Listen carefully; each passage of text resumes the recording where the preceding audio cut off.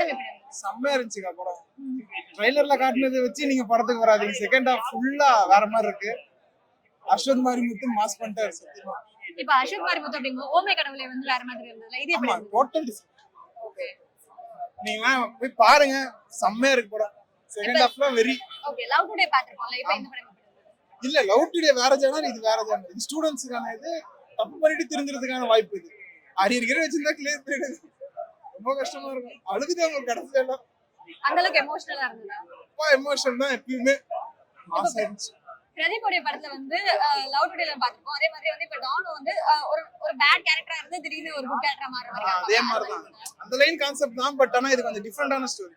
இது வேலையில கான்சென்ட்ரேட் பண்ற மாதிரி, லைஃப்ல, லவ்ல நல்லா தான் இருந்துச்சு. அப்பா சென்டிமெண்ட் தான் எப்பயுமே.